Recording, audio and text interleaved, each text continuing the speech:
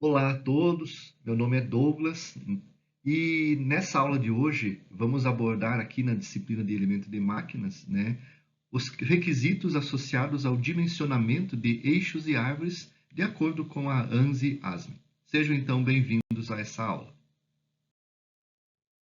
O objetivo da nossa aula de hoje é apresentar as principais definições que abordam os temas eixos e árvores, mostrar os tipos de tensões que são desenvolvidas em eixos e árvores e principalmente aplicar, os requisitos da ANSI-ASME para o dimensionamento de eixos e árvores. Os eixos e árvores são elementos de máquinas que são muito utilizados na engenharia mecânica, né? Eles podem ser encontrados em situações, em sistemas mecânicos complexos, como por exemplo uma caixa redutora de um automóvel, por exemplo, ou em situações mais simples, como essas identificadas aqui ao lado. Nestas situações, os eixos transmitem força a partir de correntes. Então, há a transmissão de potência entre um eixo movido e, no caso aqui, um eixo motor, e devido ao acoplamento dessas correntes, aparecem forças nos eixos. E essas forças estão associadas com a posição dessas correntes. Aqui temos alguns eixos e suas aplicações. Por exemplo, um eixo aplicado numa máquina ferramenta, aqui numa placa de castanhas, eixos, de transmissões por correia, no caso aqui o eixo de um ventilador, também aqui de um ventilador um pouco maior, aqui também o eixo de uma transmissão por correntes. As correias também, quando elas transmitem o movimento do eixo motor para o eixo movido, devido a elas há o aparecimento de forças, e essas forças têm que ser suportadas pelos eixos. Aqui também alguns eixos, onde nós temos acoplados a eles outros elementos de máquinas, como as engrenagens. Então, vocês podem notar que os eixos e árvores, eles possuem, em muitos casos, elementos de máquinas, engrenagens, polias ou engrenagens decorrentes que permitem transmitir o torque desses elementos para o eixo e para outro eixo da máquina, por exemplo. Bom, e aí nós temos então algumas definições mais consolidadas na engenharia mecânica do que é um eixo e do que é uma árvore. Então, o eixo é um elemento destinado principalmente à transmissão de torque, e uma árvore é um elemento que transmite torque e suporta componentes, estando sujeito à flexão e torção. Então, a maioria, dos elementos que a gente enxerga na engenharia, na realidade são árvores. Eles possuem vários componentes, engrenagens, polias, engrenagens de correntes acopladas a eles, e são submetidos, na maior parte das vezes, à flexão e torção. No entanto, no decorrer das nossas apresentações, e na nossa linguagem cotidiana, a gente costuma usar o termo eixo para se referenciar a esses elementos de máquinas, inclusive a árvores, tá? Então, nós vamos utilizar a linguagem aqui no nosso curso, e também na engenharia, e vamos geralmente chamar de eixos a esses elementos que também são as árvores. E olhem só de onde vem o termo eixo-árvore. Na Idade Média, o pessoal utilizava uma árvore para transmitir o movimento entre uma roda d'água, tá, e um moinho, E esse termo, então, vem da Idade Média e é usado ainda hoje para se referenciar, então, a essa categoria de elementos de máquinas que são os eixos-árvores. E é claro que na engenharia atual nós não vamos usar madeira, eixo, a árvore, para transmitir o movimento.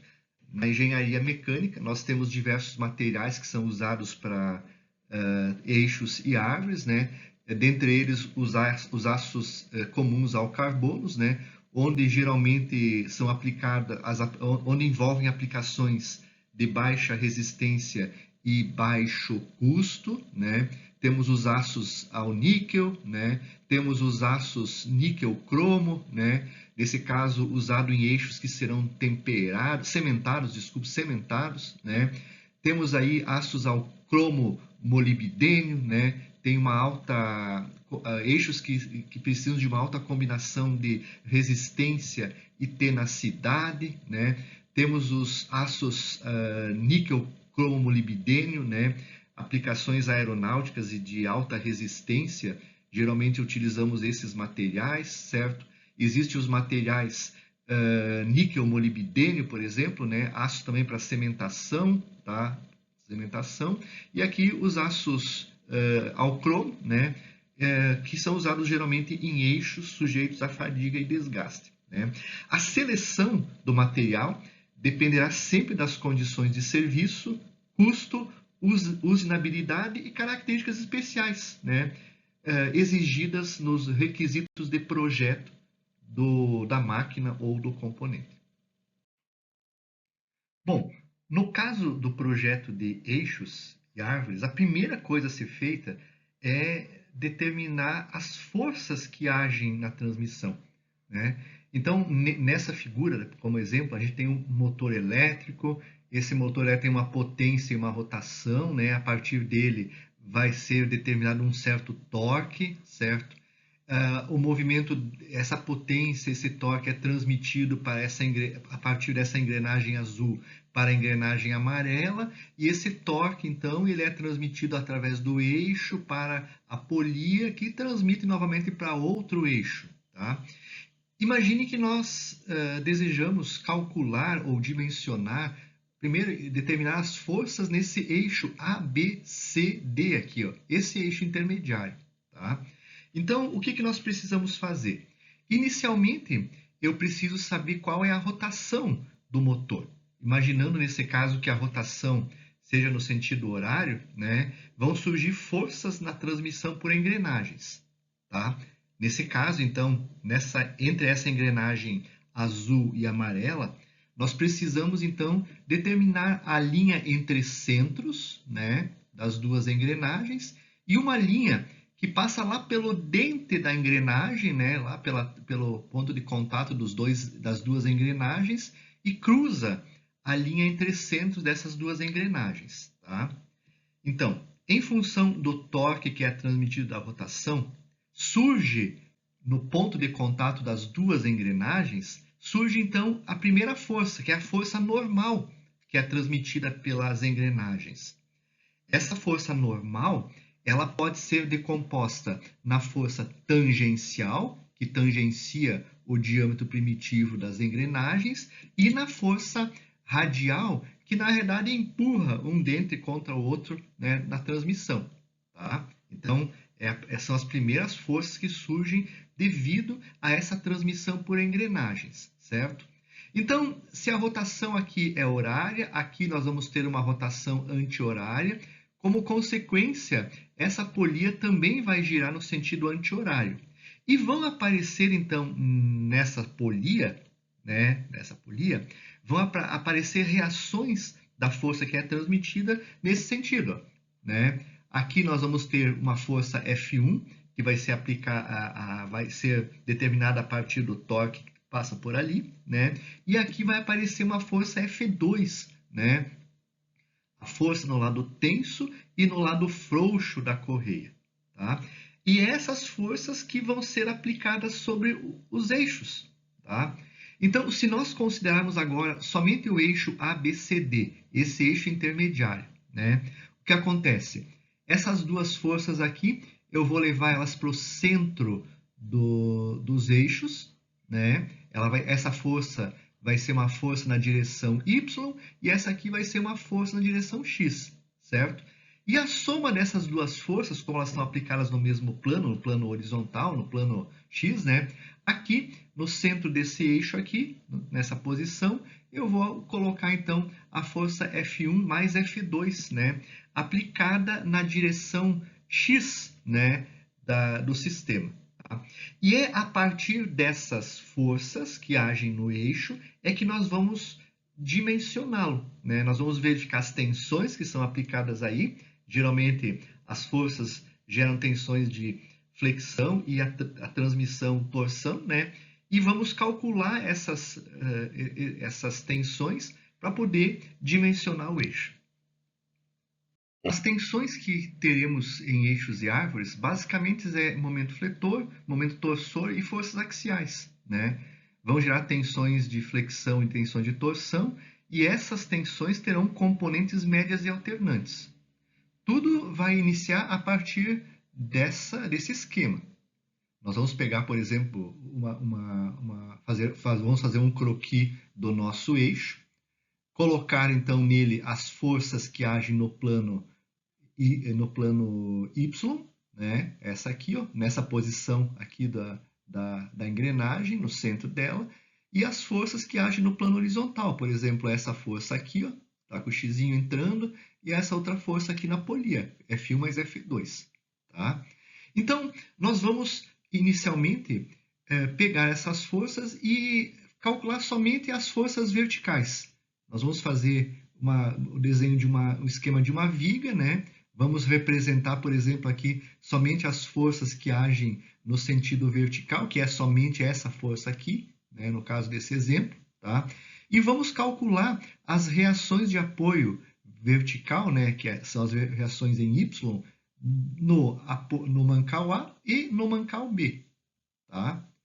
Com essas reações de apoio e forças aplicadas ao eixo, nós vamos determinar o diagrama de momento fletor vertical, ou seja, o diagrama de momento fletor na direção Y aplicada sobre o eixo.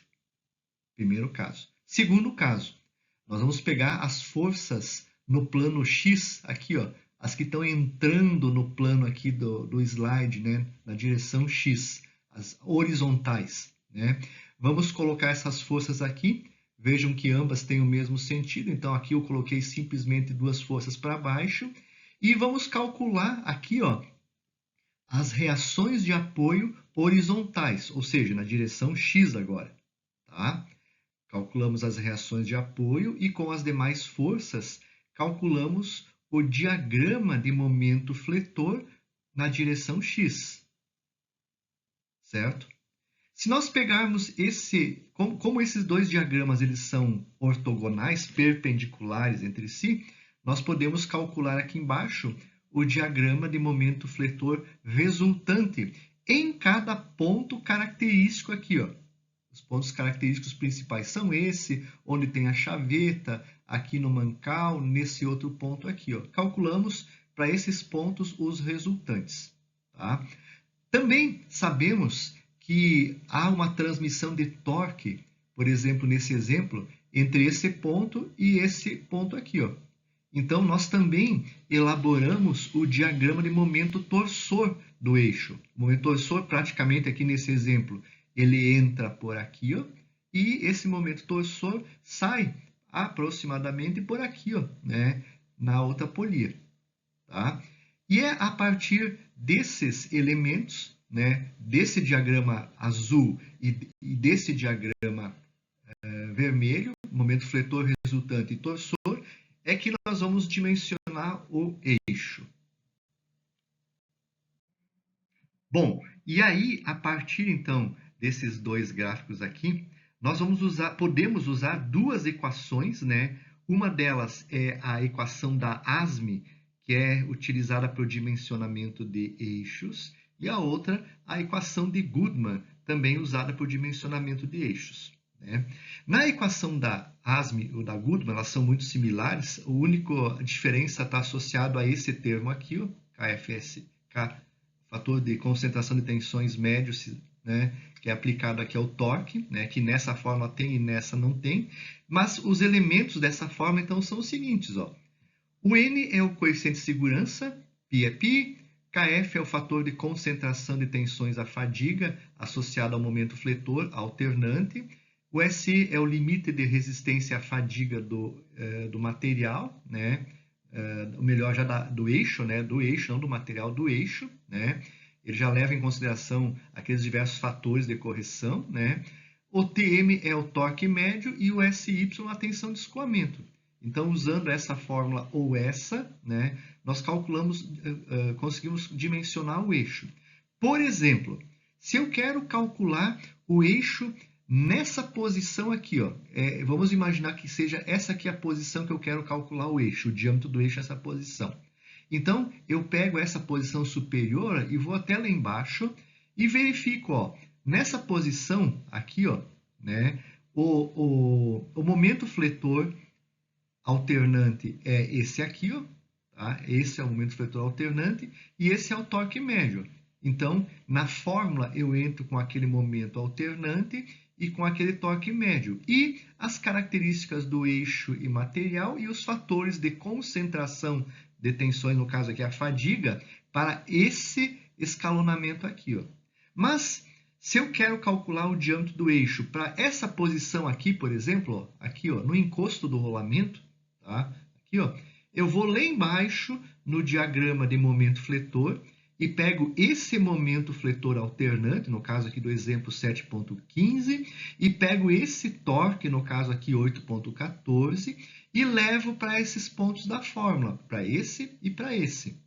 Também eu sei o material, tensão de escoamento do material do eixo, e sei o limite de resistência à fadiga do eixo, né? Com o fator de concentração de tensões aqui nesse escalonamento, eu consigo calcular, então, o diâmetro do eixo a partir da fórmula da ASME ou da fórmula de Goodman, tá? O procedimento sempre é esse, tá? Eu preciso fazer todos esses elementos, esses gráficos, para poder usar a fórmula da ASME. O mais trabalhoso de todo o processo é determinar todas as forças, né? E determinar as reações de apoio, momentos fletores, torque, né? Essa é a parte mais difícil, porque com esses resultados finais, eu só aplico na fórmula da ASME ou de Goodman e tenho o diâmetro, né, então, do eixo naquela seção que eu preciso.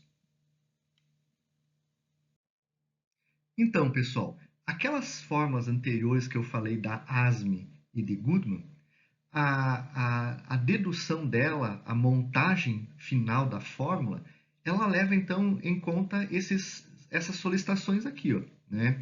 Então, no eixo, né, nós vamos ter tensões devido à flexão, né? As maiores tensões acontecem sempre na superfície externa do eixo, né? E elas podem, tanto as tensões alternantes como médias, elas podem ser determinadas a partir dessas fórmulas aqui, ó. No caso, a tensão alternante devido ao momento fletor é o Kf Ma vezes C vezes I, e a tensão média leva em conta as solicitações médias que ocorrem no eixo, tá? Se nós considerarmos o C é o diâmetro sobre 2 e o momento de inércia de uma superfície circular πd na 4 sobre 64, essas duas aqui, ó, são as formas que calculam a tensão alternante e a tensão média, né, devido à flexão que ocorre no eixo, tá? Aqui nós temos também as tensões de corte ou de cisalhamentos devido à torção, né? Então, as tensões de corte que podem acontecer alternantes e médias no eixo são essas aqui, ó, tensão devido à torção alternante é o fator de concentração de tensões, a fadiga cisalhante, vezes o torque alternante, o R, sobre J. A mesma coisa para as tensões médias, né? Também, se nós considerarmos aqui, no caso, o RD sobre 2 e o J, momento de inércia polar, πd na 4 sobre 32, né? Essas duas fórmulas são as fórmulas que vão representar essas tensões de corte, né, de cisalhamento devido à torção que ocorre no eixo. Em alguns casos, nós podemos ter nos eixos tensões axiais, principalmente quando há engrenagens cônicas ou elementos forças que acabam sendo decompostas na direção axial do eixo, né? Nós vamos ter força axial, tá? Então, naquela seção que eu quero dimensionar, eu preciso verificar se lá tem tensão axial e aí, né, calcular as tensões médias axiais, né, que acontecem naquele ponto. Posso usar, então, essa fórmula aqui, né? Ou, considerando que a área é πd ao quadrado sobre 4, né? Eu tenho essa fórmula que representa a tensão axial aplicada em um certo ponto do eixo. Tá? Mas são em alguns casos que isso acontece. Aqui, então, dados da literatura, do Norton, principalmente, né, sobre o projeto baseado na norma da ASME. Tá? Então, a ASME ela utiliza a equação da curva elíptica, elaborada a partir da resistência à fadiga por torção no eixo das tensões alternantes e a tensão de resistência à tração no eixo das tensões médias. Tá? Então, essa curva elíptica, né, ela caracteriza a falha do material quando submetido a combinações de cargas devido à flexão e devido à torção. Então, segundo o Norton também, né, a equação da ASME para eixos então, é derivada a partir da equação da elipse, que está indicada aqui, né, na qual, se nós introduzirmos então o coeficiente de segurança N aqui na equação, tá, e se utilizarmos a relação de von Mises, que relaciona a tensão de corte com tensão normal, né, ó, tensão de escoamento ao corte, shear, igual a 0,577 da tensão de escoamento normal. E se substituirmos tudo isso nessa expressão aqui de cima, ó, chegamos a essa expressão, né, matemática aqui. Ó, ok? Bom, se nós substituirmos então as expressões da tensão alternante que nós calculamos anteriormente nos slides anteriores e da tensão média, né, chegamos então a essa equação aqui, ó, igual a 1. Tá? E se nós reescrevermos ela em função do diâmetro, ó, aqui eu tenho o diâmetro ao cubo, aqui também tenho o diâmetro ao cubo, se eu isolar o diâmetro na equação, eu chego então nessa expressão, né, que representa então a equação da ASME para o projeto de eixos e árvores, né? Lembrando então que aqui eu tenho o coeficiente de segurança, fator de concentração de tensões à fadiga, né? Fator de concentrações à fadiga médio, tá? E momento alternante e o SE, tá? Torque médio e SY. Na realidade, essa equação aqui é a equação de Goodman, tá? Certo? A equação da ASME ela não apresenta esse fator aqui, ó, tá? Já vem na sequência aqui dos slides. Ó, e essa aqui, então, é a equação da ASME, né? 1985, ela não é muito diferente das equações atuais, tá? Ela é a versão 85, tá? E também ela não tem muita diferença das equações mais antigas, né? Eu usava um outro livro antigamente, bem mais antigo, né? E no final a expressão ainda era a mesma, tá? E possivelmente, né, certamente é a que é utilizada, né, pela literatura hoje para fazer o projeto de eixos, então, baseado pela ASME. A ASME, então, ó, não considera o fator KFSM no projeto, né? E tudo isso, né, essa fórmula, né, se nós analisarmos lá o capítulo de elementos de máquinas fadiga, né, tudo isso é considerando uma situação 3 de aplicação de carga, que é aquela que eu imagino sempre que a tensão, quando há um aumento da tensão ou da carga, né, esse aumento da tensão média e da tensão alternante é proporcional, né? As duas tensões aumentam proporcionalmente, que é o caso da situação 3, né, que é indicada lá no capítulo, então, de resistência à fadiga. Tá? E para finalizar aqui os aspectos teóricos daquela abordagem da equação da ASME, tá? Lembrando que a equação anterior da ASME ela é aplicada, então, para flexão alternante e para torque constante. Tá? Mas se houver cargas diferentes destas, né, a maior parte das cargas vai ser esse tipo, a equação anterior.